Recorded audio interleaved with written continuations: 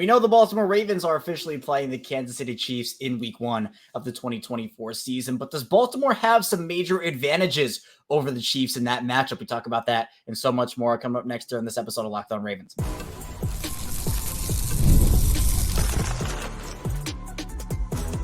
You are Locked On Ravens, your daily Baltimore Ravens podcast. Part of the Locked On Podcast Network, your team every day. Welcome into another edition of Locked On Ravens. We are your daily Baltimore Ravens podcast, and I'm your host, Kevin Ostraker of Ravens Wire, here with you on the Locked On Podcast Network, your team every day. Thank you so much, as always, for being here and making us your first listen each and every day here on Locked On Ravens. We're free and available on all podcasting platforms, so in video form on YouTube. If you want to like the video, subscribe to the channel over there. I'd really appreciate that. Also in audio form, if you're an audio listener, wherever you get your favorite podcasts, on your favorite podcasting platforms, we have you covered over there as well, with 5 days a week of Baltimore Ravens coverage. So news, analysis, updates, the whole 9 yards with it all there. Today's episode of Locked On Ravens is brought to you by Gametime. Dial the Gametime app, create an account, use code LOCKEDONNFL for $20 off your first purchase. Terms apply. We have made it, is our guest on Wednesday, actually now. Qadry Ismail says the offseason, there is playing, and then there is the other part. The NFL never truly has an offseason, and here today, it is the NFL schedule release. So we'll be going live here on Locked On Ravens as the Ravens schedule is released. Probably more so around when it officially gets out. So probably 7, 8, or 9 p.m. Eastern time. Be sure to stay tuned for that. But Q, this is exactly what you preach all the time, where we can talk about the NFL season is over in February after the Super Bowl, and there's no more NFL until August with the preseason. But that is far from the case. Free agency, the draft, all these little things like rookie minicamp, and now we're at the schedule release. The NFL stays churning 365 days a year. Yeah, it is. I promise you, the marketing machine that is the NFL is awesome. They recognize, look, to maximize these owners' pockets, we got to squeeze everything out of what is the number one sport in North America. And I think part of that is seeing where you can have that interaction with the fan base in the offseason, because I think part with the draft, part with the even combines, the underwear Olympics, the whole idea of the schedule release, it is creating these events that you can, as you do with fantasy football, when it first started, a couple of decades back, it was a situation where it's like, yo, look at it this way. If we have all these people go over to the local bar or to the guy's house and hangs out and have all this interaction, and it's constantly in the forefront, it pushes all those other sports and their competition down. So when those fat re-up contracts come about for the rights agreement, then that's where you as an NFL can bring the data and be like, yo, man, here's our fan base. Here's what we bring. What are you guys going to do for us? CBS, Fox, YouTube, all these different ESPN, these different entities are trying to, Amazon Prime, they're trying to make headway because they realize, and Fox was the biggest test subject back in the day, where they were like, yo, if we get the NFL, which they did, and everybody was laughing at Fox, but then all of a sudden, all of it, from NASCAR to The Simpsons to the different, shows that they would have on, they all got this huge boost because of what the NFL brings to the table. And so, yeah, schedule release, meh. They made an event out of it. Here we are, we're dialoguing about it. Let's bring it. Even a couple of years ago, it really didn't seem to be as big. In fact, I don't think it was as big. I think over the past couple of years, they've really amplified what the schedule release has been. But Q, the Ravens, they got a little treat early. Didn't have to wait until today. We now know, those came out on Monday, that the Ravens will be facing off in week 1 against those defending champions back-to-back, the Kansas City Chiefs, at Arrowhead. We knew Baltimore was traveling to Arrowhead. We did not know when that was going to be. I think speculation really started to pick up over the last couple of weeks about this could really happen. The Ravens could have this AFC Championship rematch against Kansas City whenever that game was going to be week 1, week 8, week 12, week 18. It was going to be circled on the calendar regardless, right? Divisional matchups are important. Obviously, you circle those, but this would have been in a whole different color of pen when you circle that matchup. You get the Chiefs in week 1. There's the motivating factor of obviously remembering what happened last January when you're talking, I guess this past January, with talking about the championship game. Do you like the idea of Baltimore going to Kansas City in week 1, or would you rather have had that game a little bit later? This is a tricky one because when you're the division winner, obviously you're going to play all the other division winners when the schedule kind of, unfolds. So you got a first place schedule. Then obviously from the aspect of, playoffs and where you get makes it even tougher. Call parity, trying to make sure everybody has that equal opportunity. And in that, sure, this reminds me of the Patriots and Colts, Patriots and Ravens, where we would play them all the time because they were a really good football team. And in this perspective, like, I could care less if it was week 18 or week 1. In my mind, bring it. Like, to be the best, you got to beat the best.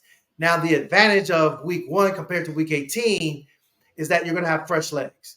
The disadvantage is that if you're working new guys, they're not going to be quite up to what a road trip to Arrowhead is going to be like. And you can get caught up in the, oh my goodness, the hype of it all. But you also talking about a new staff. You got new guys on the defensive side of the ball, in particular Zach Orr, going up against a veteran of all veterans, Hall of Famer in Andy Reid.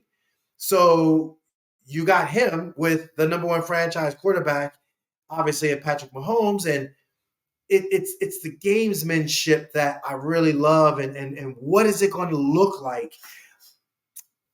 It's weird because if it was week 18, it would mean more. Week 1, yeah, it means a heck of a lot. But it doesn't have as much weight only because you can overcome the hiccup. Now, sure, home field advantage throughout the playoffs. If both teams do what they're expected to do, this game can come down to the head-to-head matchup. We get it. But that aside, ultimately, you're going to have some fresh leg guys that are going to be trying to jockey for position for AFC supremacy. Right, and that's one of the main advantages, I think, Baltimore. And look, Kansas City is going to be the same way. It's not like Baltimore's the only one that has that advantage because both teams are going to be in this with fresh legs. But you talk about a guy like a Ronnie Stanley, who, look, this could be the healthiest he is all season based off his past injury history. Hopefully he stays healthy the entire season. But you and I have talked about, as that season goes on, no one is quote unquote healthy by the time the season ends. So you're getting week 1, Ronnie Stanley, week 1, some of these other veterans who haven't taken the wear and tear of this new football season. And obviously the past ones, that's a different conversation. But that, to me, I think in a way the Chiefs have that benefit, but I think it really will help the Ravens. Plus, Q, I think the Ravens, if we were talking about later in the season, if the Chiefs kind of stumbled a little bit and the Ravens were having a good regular season, the hoopla around the game would still be the same. Not now, the only difference would be it wouldn't be the week 1 championship celebration they're going to have there at Arrowhead, and you talked about getting caught up in some of that stuff. But we know that the Ravens like being the underdogs in most of these situations here. And right now, with the way this is played out, the Ravens opened as, 2.5-point underdogs over on FanDuel. They like that mentality. I think there is a key motivation factor where, again, if you don't get too caught up in it, it's, this is the team we have to go through. It's not necessarily quote unquote revenge, in my opinion, this game, because I think that would come in the playoffs. That would be the revenge. But it does give you, I think, at least the appetizer to the revenge if you're able to get it done. Again, I go back to what the history of the league has been, even in just recent games of these type of magnitudes when it was Bills and the Chiefs, or the Ravens and the Patriots, or the Ravens. gosh, what other team have you looked at and you said, man, we're facing them again? Obviously, clearly in your division, when Cincinnati made it to the Super Bowl, now all of a sudden they're circled on your calendars like, oh yeah, this is the game. Heck, we've seen it on a primetime stage where Patrick Mahomes is saying M&T Bank Stadium is the toughest and loudest place to play. When you had everybody coming on out for that, and that was a regular season primetime game, so it wasn't the AFC Championship game. So my point is that there have been these big moment type games for the Ravens, both at home and on the road. It just so happens that it's the Kansas City Chiefs. It just so happens that, yeah, they're the ones who are the defending Super Bowl champions, and they're the ones that they ousted you from hoisting up that Lombardi. Your measuring stick, the Josh Allens and the Lamar Jacksons and the Joe Burrows of the world, for them, it's Patrick Mahomes. He's kind of that new measuring stick, if you will. Is if you want to be relevant, you got to beat him. And that's just the bottom line. So it would be great to get a road start. You talked about Ronnie Stanley, and there are other guys that will be, coming out of training camp with some fresh legs. Let's see how well you can go against the Kansas City Chiefs, who are going to be having those fresh legs too.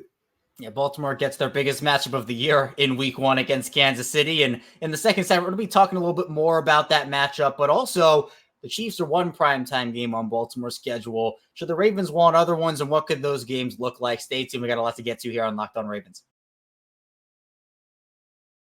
First, this episode is brought to you by FanDuel. It's winner take all time in the NBA and NHL, and FanDuel's giving you a shot to bring home a big one of your own. Right now, new customers get $150 in bonus bets with any winning $5 bet. It's $150 bet on spreads, money lines, player props, and more.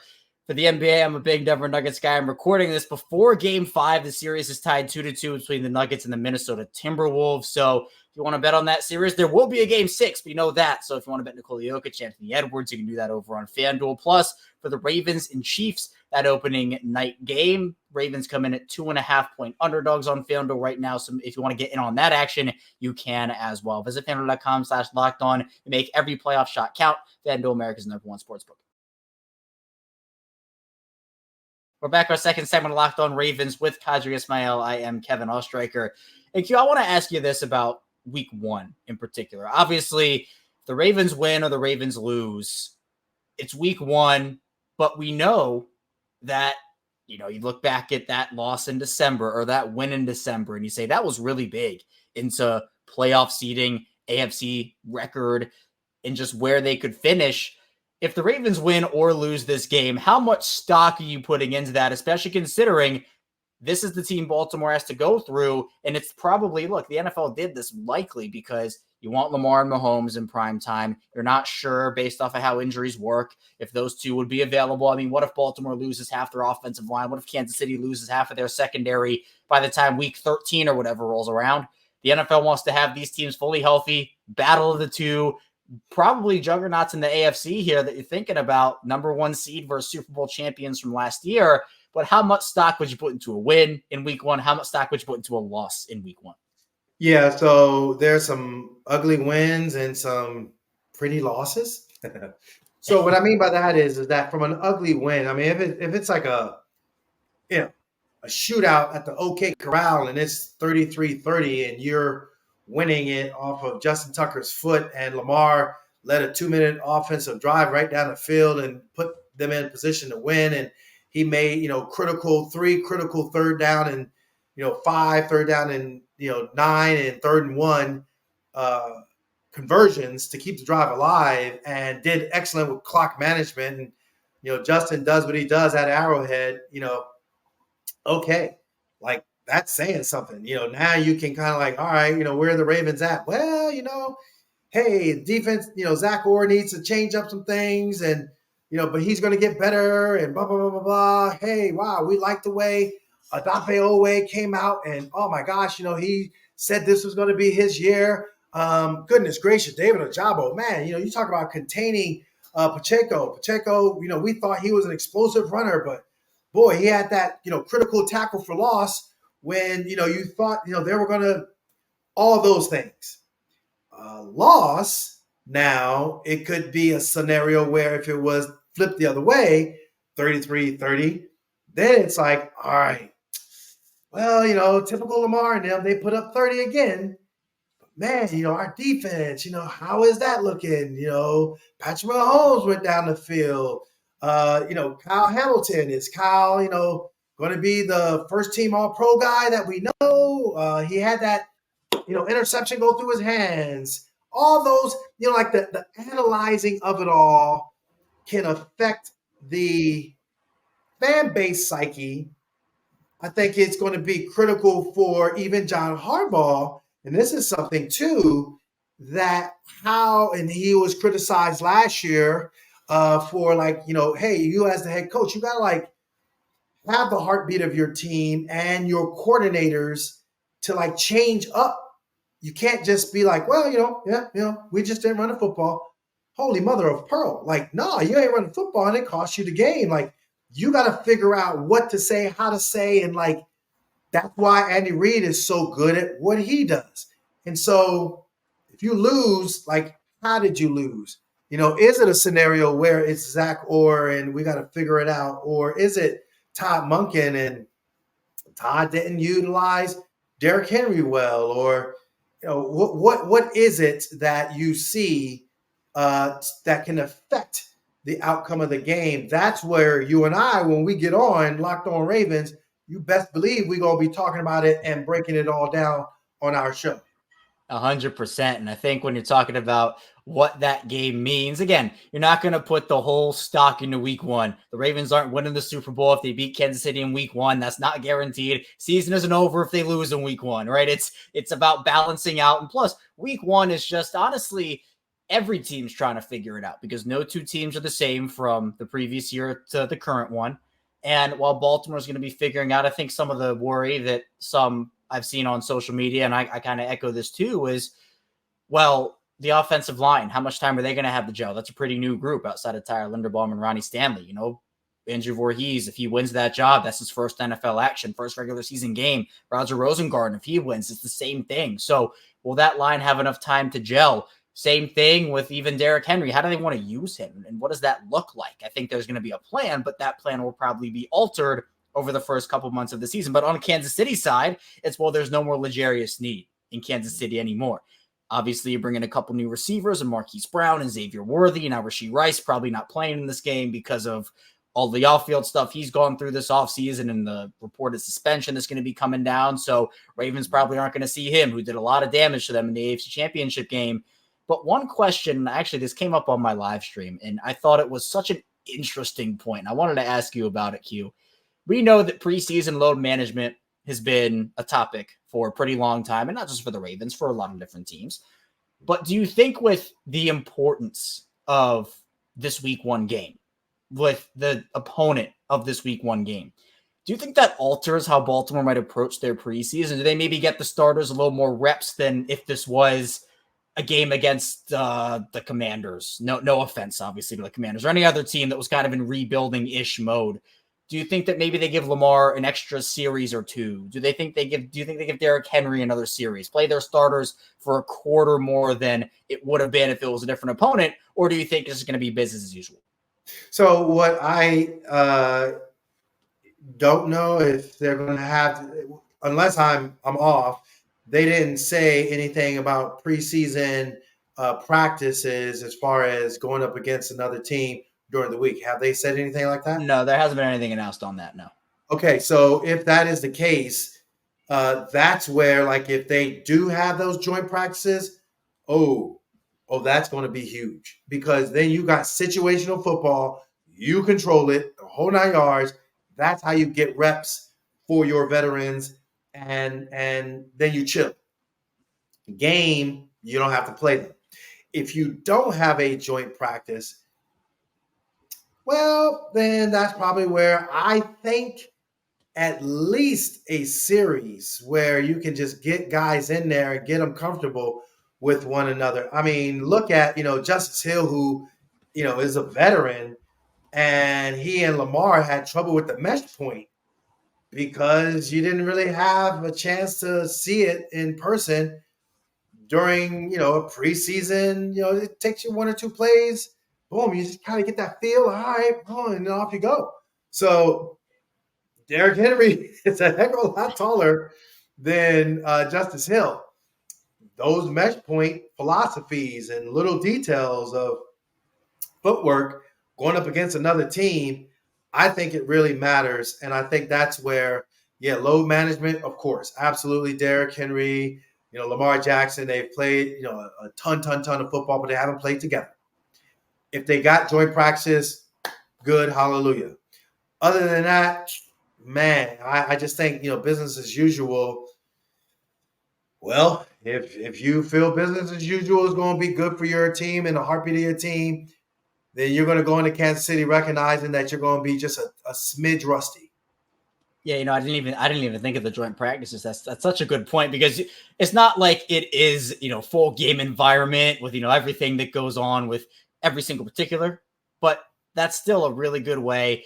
Once training camp and Q, I know you know this, but once training camp happens, you just want to go out there and hit somebody else that's not your own team day after day after day. And so those joint practices give the Ravens and the other team a chance to just go out there, and there's competition. I mean, we saw it with the Commanders last year when the Commanders were doing their thing, and we saw the fights and the reps and everything.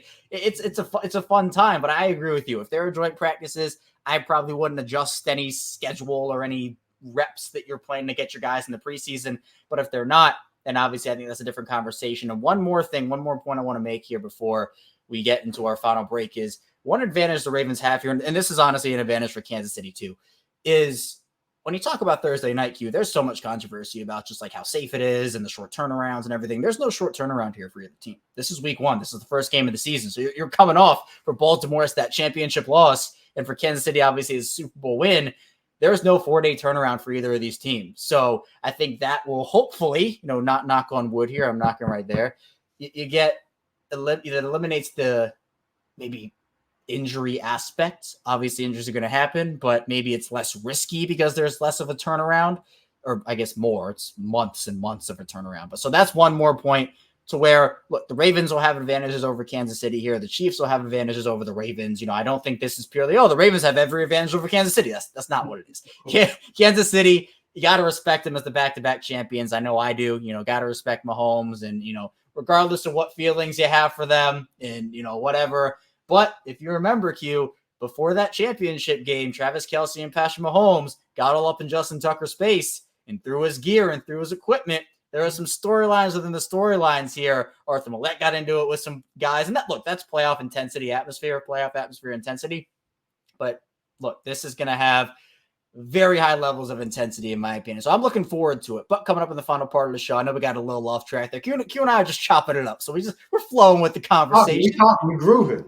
That's how we do it. So coming up, we're going to be getting into that prime time I teased at the end of the first segment. Plus, we'll get into our final schedule predictions and what the Ravens should be looking for in their schedule. So be sure to stay tuned. We got a lot to get to on Locked On Ravens. First, the show is brought to you by Gametime.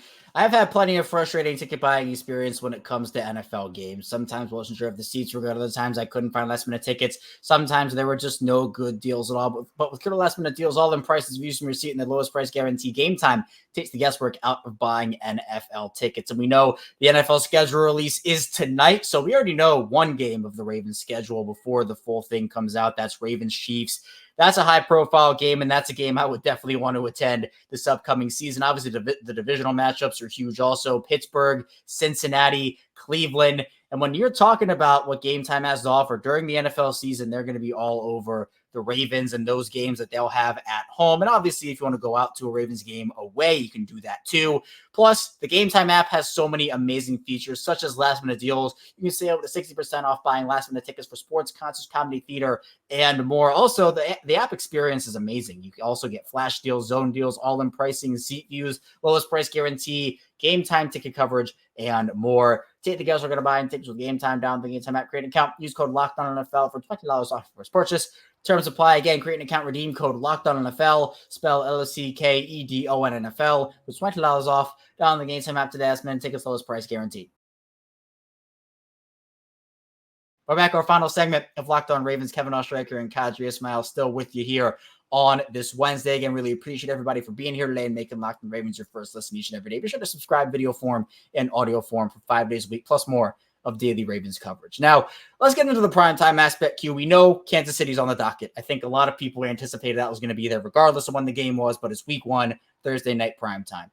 We had touched on this a little bit, and again, this has been a big topic, but now that we're here, now that we are on schedule release day, I think a lot of people, and I actually put out a tweet yesterday, and I asked, look, Kansas City's already on the docket. What other teams would you like to see Baltimore play in primetime? And I don't know if you can guess. Can you guess what other team got the most responses here based off what I've seen? It would either be Steelers or possibly Cincinnati. Those were popular, but they were not the most popular. The one that I saw over and over and over again, generally, it was Dallas. The Dallas Cowboys, Lamar going to Dallas and playing Dak Prescott. And, I'll add another layer to this, Q. A lot of people want to see that game on Thanksgiving. Lamar and Dak on Thanksgiving. Would you? I see you laughing there. Would you be welcoming that? How are you feeling about that? My whole thing is Cowboy fans are the most delusional group ever. My goodness. Back when I played, yes, they had the dynasty of the way they won their Super Bowl championships, but they haven't sniffed anything close to that since. And to pull us, the flock, into their delusions of grandeur, like why? Why? I say why.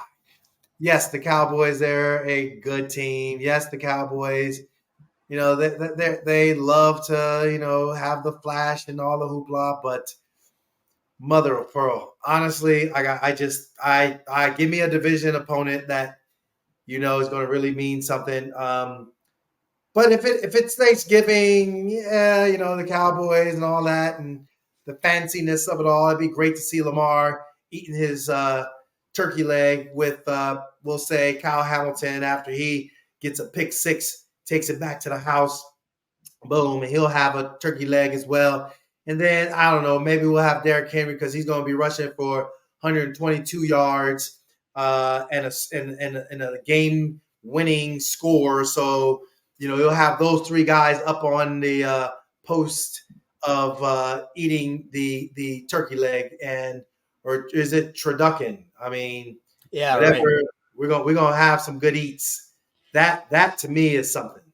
Yeah, sign me up for that. Especially you get Lamar eating that turkey leg. I'm all 100% for that. Other ones I saw, Q, the Eagles. A lot of people wanted to see Lamar and Jalen Hurts face off in primetime, which I can definitely see.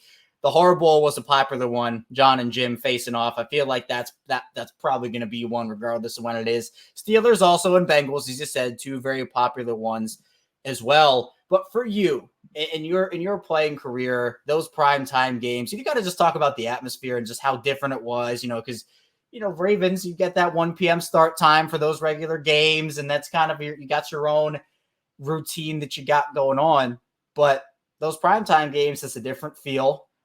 Did you like that? Did the teams you play on like that? Was there an overall consensus that, yeah, we live for these types of games, or was it just, business as usual? It doesn't really matter. Well, I think for prime time back then, because of no social media, it just puts you on a stage. Everybody can see you.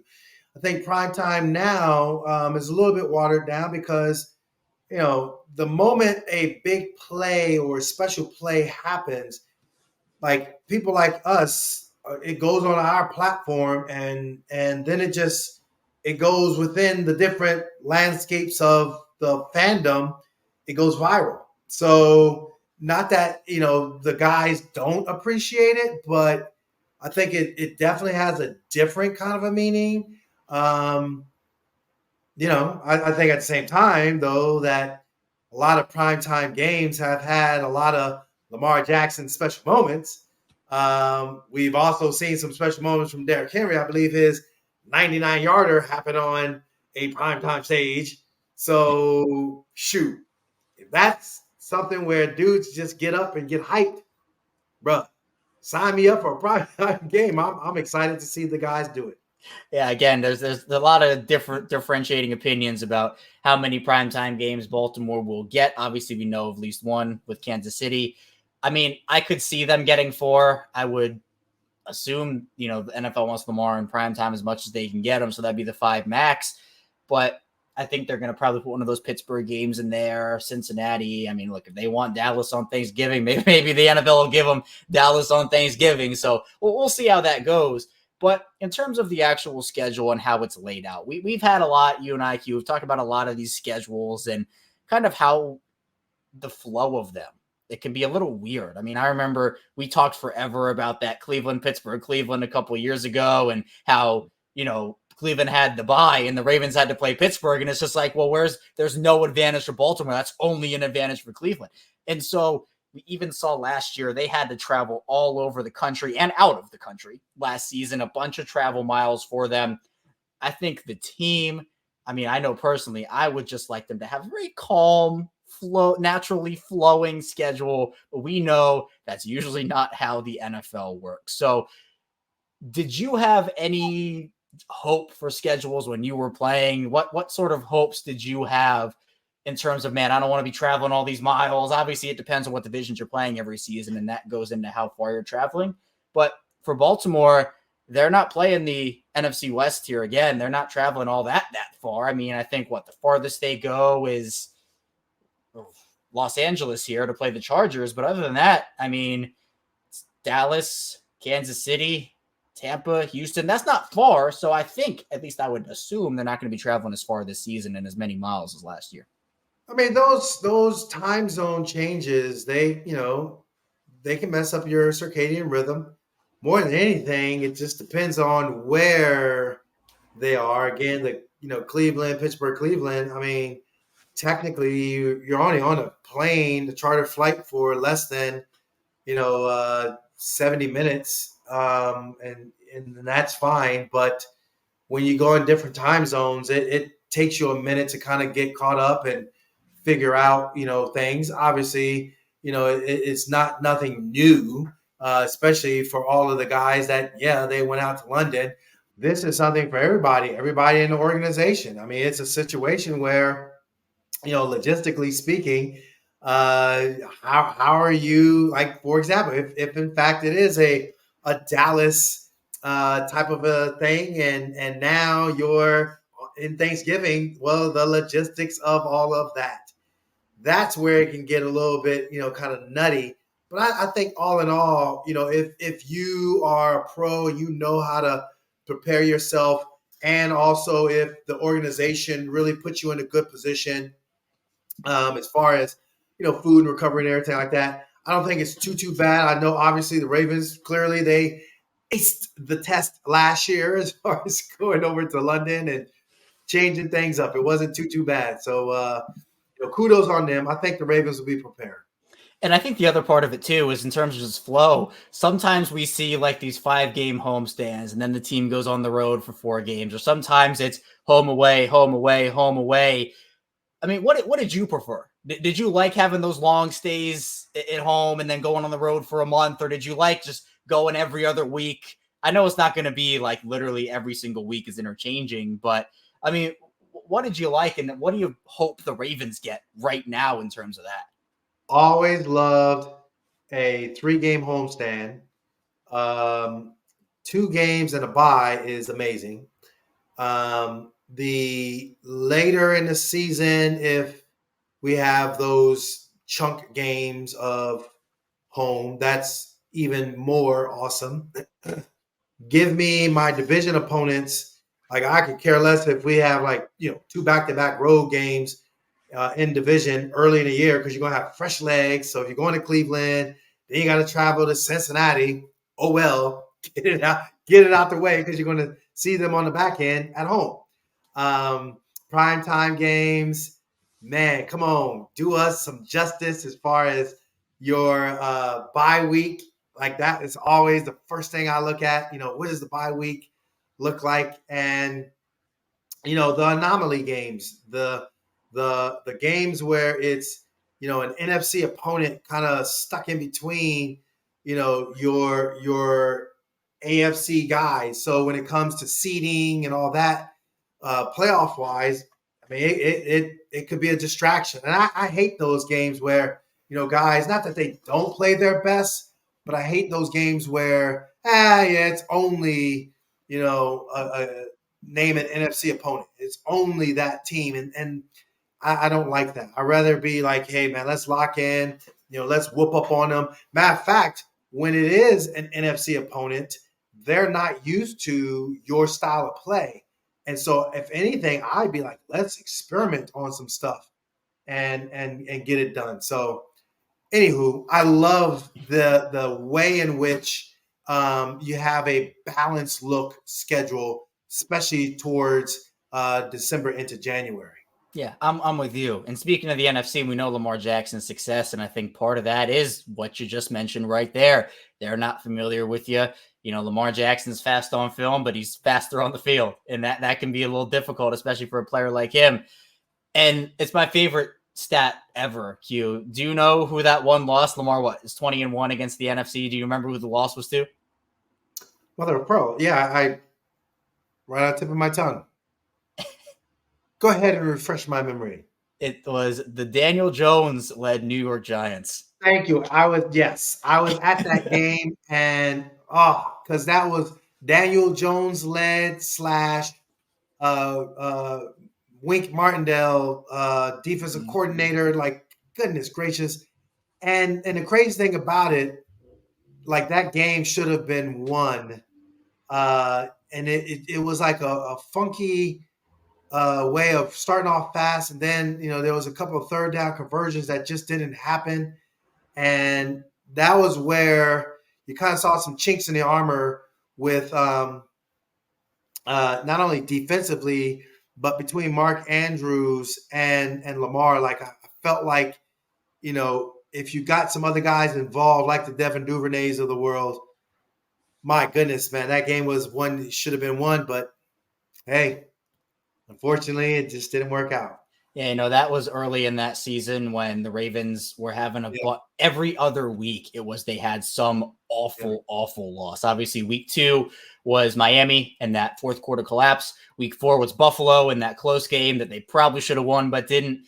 And then week 6 was the Giants game where, if you remember, Q, Lamar threw that off-balance cross-field pass to Patrick Ricard that was intercepted to put the Giants in position to win that game. So they had their fourth quarter struggles. I know it's still, last year we didn't really see it a ton outside of the, Colts game. The Steelers game was just awful in general, but they were decently sound last season there. But you mentioned the bye week. I totally forgot the bye week is a huge deal in this whole thing. My sweet spot is generally week 8 to 10, 9 to 11. I mean, for those, and we've had the conversation, but for those who maybe haven't heard your opinion on the bye week, is there too early of a time to have it? Is there too late of a time to have it? Again, those week 4 buys or 5 buys, I mean, that's just killer. I mean, those can define seasons because then you're playing football from there on out. I think, in my opinion, early buy is the worst. Late buy is okay, but I'd rather prefer one in the middle. But obviously, again, refresh people's minds where you're at. Yeah. So after November, give me a buy. Woo, buddy. Because you locked in all the way up until then. All of a sudden, right around the end of November, going into December, you get that buy. Oh, man, shake it off. Woo, man. Get going into, my legs feel good. Yeah, I'm fresh. And you're ready, because then that also gives the coaching staff an opportunity to self-scout. They would have done some, but you really, really hone in on some self-scouting. And that's where you can kind of okay, this is what we did early part of the season. If we tweak it and change it up, these teams here that are good teams that we're going to be facing, they're not going to be expecting it. So I think that strategy-wise, plus your legs getting back underneath you, is really critical. Yeah, it's huge just to get one last rest before hopefully what will be a long playoff run. But again, if they get I remember during, the Hurricane Q back in, I can't even remember the year, but they had a week 2 bye because they were supposed to play, who was it, Houston? And then they had to move that around. And they had a week 2 bye and played football.